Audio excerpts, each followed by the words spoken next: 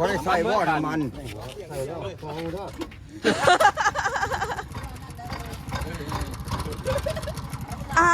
เม็ดปัก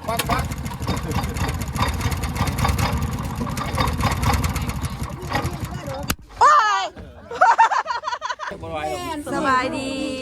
บายดีทุกคนเด้อมื้อนี้ตอนเช้าพาน้องนุ่นน้องแนนไปตลาดบ้านบุ้งคือเก่าทุกคนมื้อนี้ไปกับน้องนุ่นน้องแนนเด้อหลานสาวจ้ามื้อนี้เพิ่นมาหาแล้วก็พาเพิ่นไปเลาะเบิ่งตลาดบรรยากาศทุกคน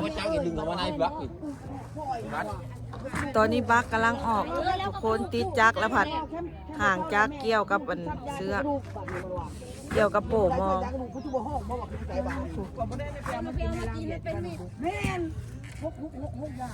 เอาคนบเบิร์ดออกก่อนหาบอลหนังก่อนโอ้ยลาวเวียดเลยพูดแม่ต่างใหม่แม่จะระวังตกน้ำได้แน่เลยอันนี้ห้อนนะมันว่าโทษนะวันนี้ห้อนว่าดีนะยอดอย่างแต่ละมือนี่ทุกคนกำลังเอาโป่มองออกจากหางจ้าที่ถือกูจะเอาว่าบาทนี่กาไฟฮันเดบ่มีก็กินว่าน้ำมากินตลอดอยู่นี่เสือกเปียกโอ้ย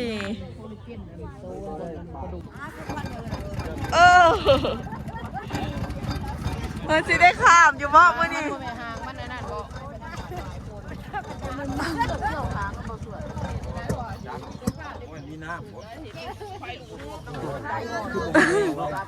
มันคือเป็ดแนวนี้จักอันนี้มื้อนี้พอยเร่งกับแม่เร่งบ่ขึ้นแหละป้าทุกคนบักตายกลางเซ่ปะนี่จักตายกลางเซ่มอหัวเทียนหวานไปแล้วบัดนี้เธอเจ้าลงขนาดบัวตายบ้านเรียนบ่แล้วยังบ่ทำไมแค่มันพูดกับมือนะบางทีหัวกันยิ่งหัวเลยสีทองเนี่ยว่าที่นี่ที่โบใกล้ๆกันแค่ตะตูเลย2เทื่อ3เทื่อมีแหงเนาะ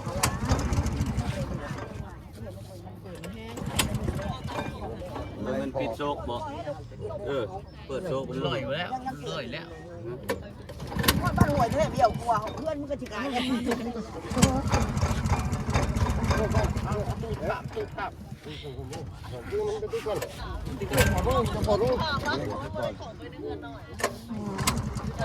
มามื้อนี้พาน้องนุ่นน้องแนนมาคือเป็ดแบบนี้เนาะว่าปักหวยเด้อใช่คือผมมีภาคกันท่านสมัยนี่เป็นจากใช่แต่จ้าโอ้ยพายปอพายนี่คือตัวใกล้สิแม่เขาเพื่อถามคำหยาบนเรือหนาใช่ไหมไม่ได้ก่อนไปเด้นี่เพียรไงจะได้คือฟอร์มใหญ่ว่าสิได้เศร้ามันบ่เศร้าเลยเมื่อเขาก็ถามอยู่แล้วภูมิเวียกนะผ้าเมื่อดับนาเราทำเน็ตนั่นเจ้าใหญ่เคยมีเวลาเจ้ามันถึงนี่แหละก่อนท่านบอกเสียงท่านบอกฟอร์มสองระบบครึ่งหลังครึ่งวิกระสุนไม่ใช่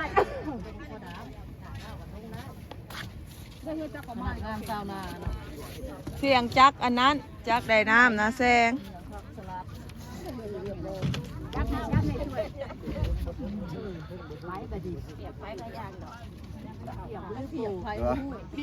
ตึงไว้ไปอยู่บ่ได้หัวใหญ่ย่าจะใช้เปียกเลยย่าใช้เปียกขาดได้บวงขาด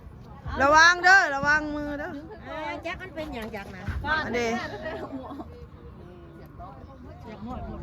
โอ้บ่พุ่นละบักให้มันเต็มตื้อมันอยากไปเอื้อมขี้ข้ามมันเซน้ำตาลนี่ละไปเอื้อมเขาเขาเจ้าออกมาอ่าวนี่เนาะอย่าคือเฮืออันนั้นเบี้ยวมันมาขับเพื่อนไปดิหัวเทียนตายเลยกับเพื่อนในคดีพิชามันยืม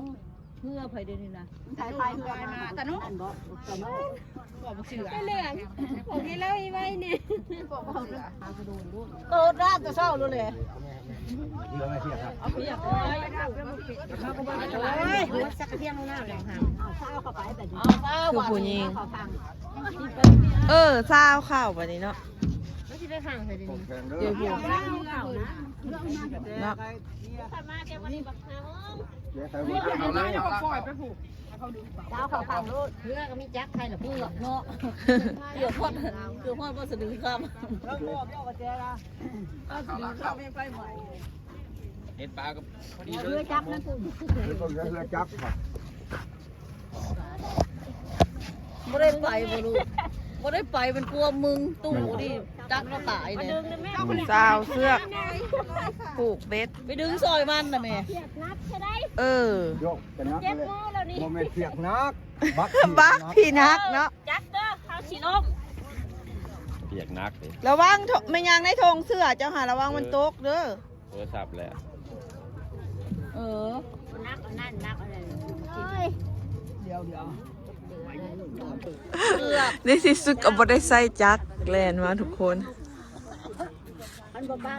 เท้าเพียกมาเลยมือนี้จักตายระวังเด้อผู้เฒ่านะ ออกมาหลายคนได้ มันไม่ได้ดีเด้อมันเที่ยวมันอยู่ได้มันไม่เป็นท่าบักได้ คอยออกได้ มัด เดี๋ยวเขาจะออกก่อนมูร้องคนเด้อ เอา กามเบี้ยวทางนั้นอยู่ทางเด้อ เอาแม่เที่ยวเอาแม่เชือกให้ โอ้ยค่อยๆเด้อ ตึงไป นุ่น 2 3 มาเลยไปนุ่นแน่น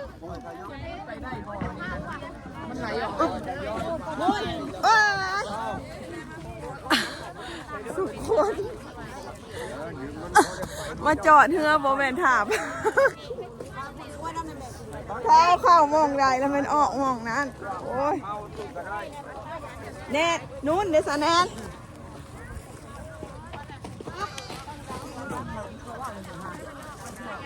ป้าทุกคนมานี่เฮือตายจักตายใครจะมีเสื้อข้าวเขาเจ้าอันเน่งไว้สีเห็ดอันใส่เบสนะทุกคนเขาเจ้าเน่งไว้แล้วก็เท้าเอาอันเสื้อใหญ่ถึงขามาทุกคน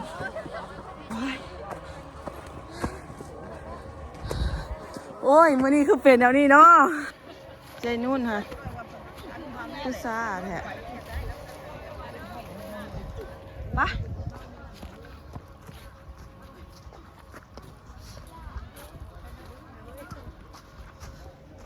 ทุกคน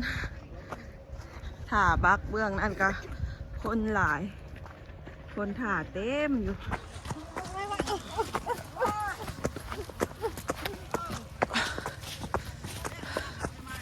แล่นมาสิบท่านเครื่องขาย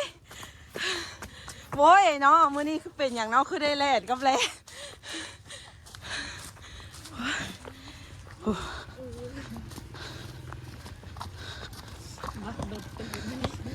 ใครจะมีเสือกเนาะใครจะมีเสือกมันเขาเจ้าเน่งเพียกใส่เบสนะย่างก่อนอะ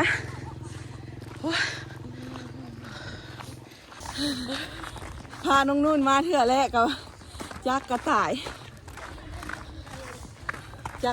เลยเคยขี่บอลบักอันเท้าเสือกมานะ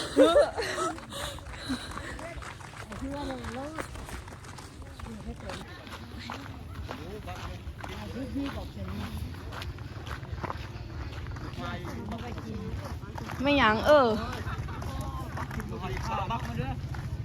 ต้งสาลีไม่หยังว่าควันออกจากรถ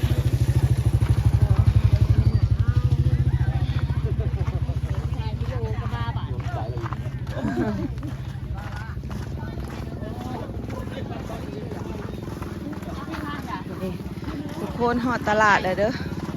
เปลี่ยนบองขึ้น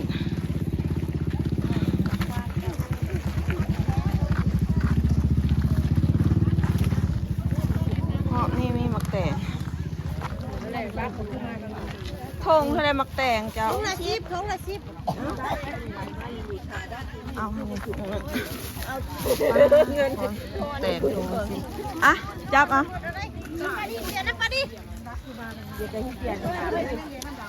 คือมักแตงทุกคน ผักเด้อแตงจะมีน้ำมันบดคือลงมาโคตรใต้พอดีโคตรใต้เว้ย เปลี่ยนบอลขึ้นบอลเก่าอะไรมันบอกขาด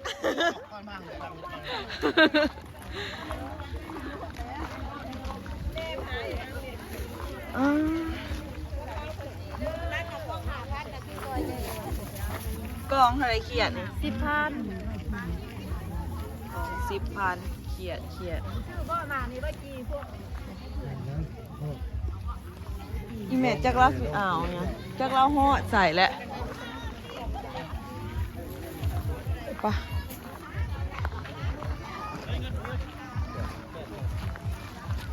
มื้อนี้เครื่องขายหลายได้ย่างก่อนอ่านแล้วไหม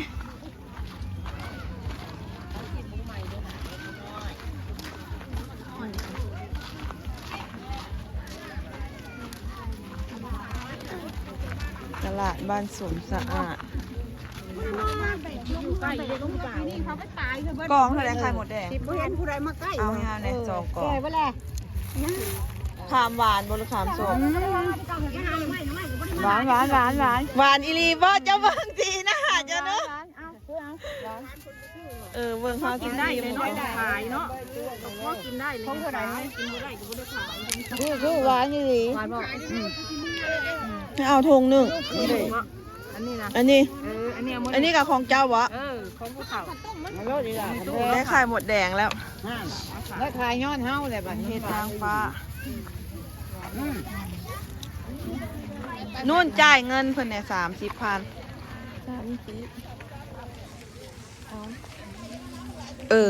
นี่โยต้องเบิ่งสีหน้าก่อนได้จะได้หมดตัวสกัดเดียวซื้อเนาะ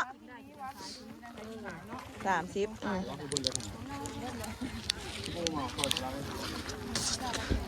ซื้อค่ะบ่ซื้อบ่เขียดทำไมเอาเนี่ยเนี่ยทั้งผู้แม่เขาเจ้าเอาบ่ทางขึ้นผู้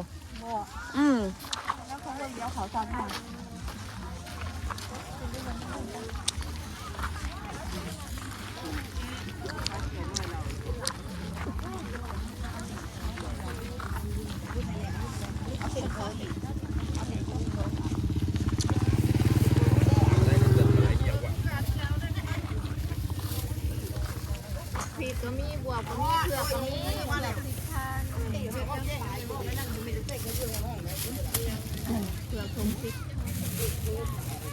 เผือกอันบ้านเฮาได้นี่เนาะชื่อมะมกก่ะนู่น10,000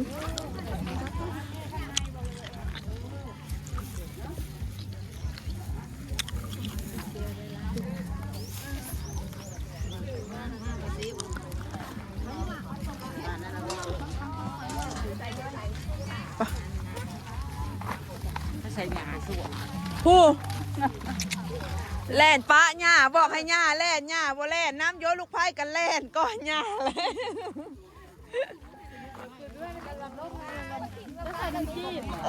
เขาบอกเอาไม่ใช่บังม้วนเท่าไหร่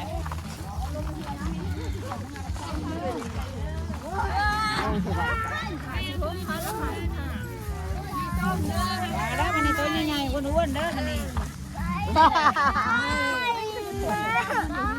สลีขาว ชวนแร่เหล่เลยแบบนี้นะหลายบาทตู้แม่อยู่ผ้าเพื่อนต้มยังเงินหอยใจเด้อ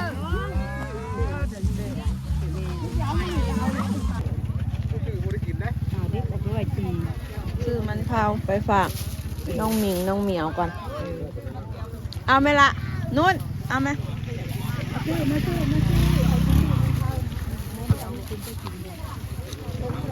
เลาะสุดแล้วทุกคน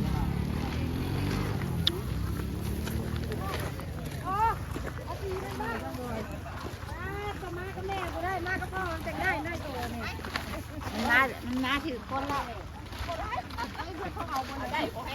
กินบ่ปาเต้ นั่นเลยบอกความผิดพลาด นู่นกินบ่กะจิปาเต้ ผู้รักษาไหนบ่ได้ ก้อนเท่าไรปาเต้ จังโบคนที่นั่นมาบักตา ก้อนจักพันกะจิปาเต้เอาข้าวจีใส่นมใน3 ก้อนน้องแม่ขยะข้าวจีกินเลยบ่หรือเอามากินอยู่เฮือน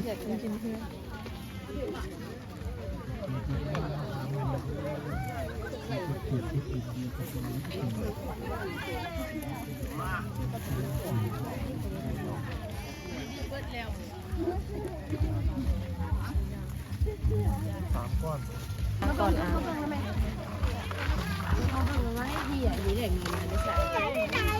ทุกคนซื้อแต่แนวนักๆให้น้องนุ่นน้องแนนถือเผือกหมักแตงมันเ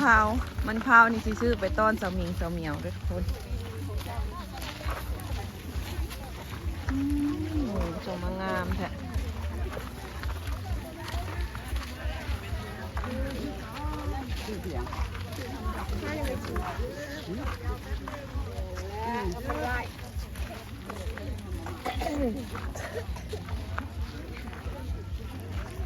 ไข่หมด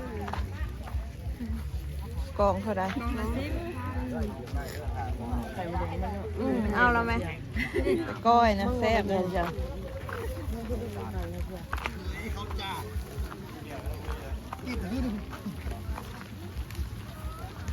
เคยเขาแล้วต้องประจำจะดี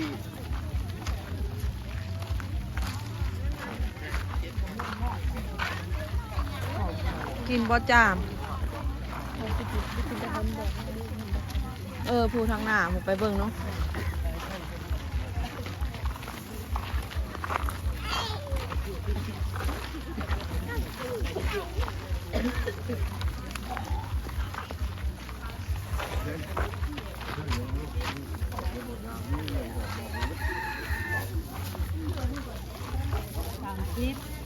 เลือกเอาไหมแน่ เล่นบักบ่เดี๋ยวนี้ย่างหมูหวานนะลูก ฮะเอาแท็กซี่ไม้เท่าไหร่ ไม่ละ5,000 เลือกเอาหลานสาวคนอยากฮอนดอก คือเรียนยายไม่ละ5จำบ่ลูก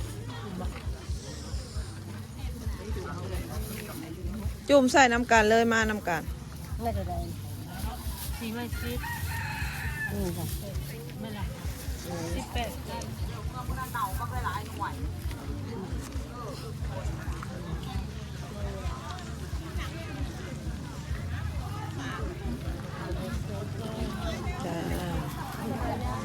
บักรอบ2มาแล้วโอ้คนกำลังแห่ขึ้นมาทุกคนว้าคนหลายแฮะเกมไม่ตู้ด้วยสะปลาควันเด้ บ้านรถใหญ่ วัดขนาดเลย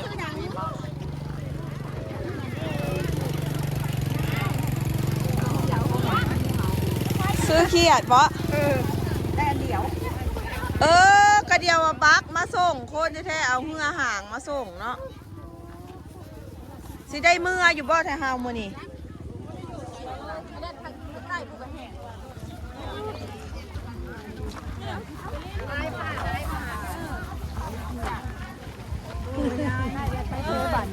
เอาดิ ซื้อได้หลายอย่างแหละเต็มไม้เต็มมือเน็กใส่โซ่เนี่ยนี่ทุกคนอ๋อมันคือเป็นโกยบักกันได้แล้วทุกคนบักนะเข้ามานั่งท่าบักกันเลย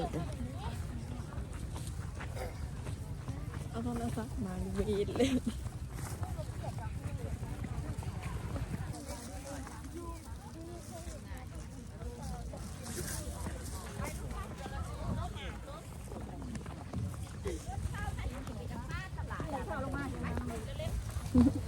ก็มาสวยแท้ มาสวยแท้ ซื้อเฮ็ดมันบักบ่ได้เลยแห้งมืดแต่ถึง ง่ายสิเอฟใส่นมดิจ้ะ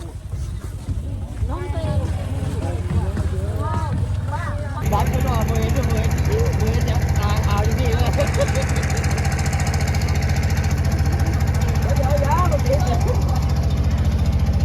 ให้ยาวใจรอดแล้วจริงๆพอไม่ฟังก็ได้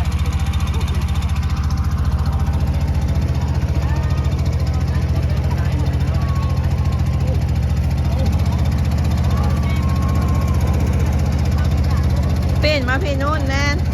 ปีนมาให้เด้อ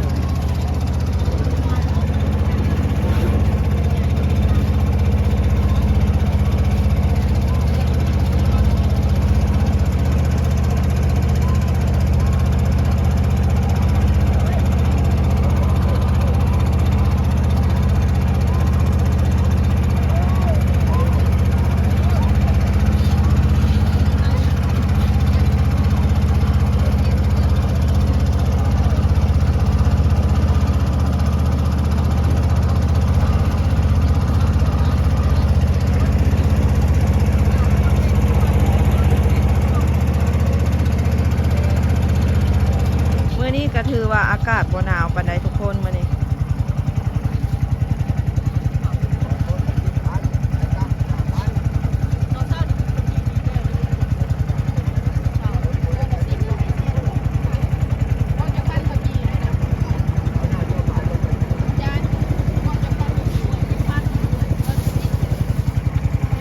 ระวังลมเด้อนั่งก่อนมันสิลม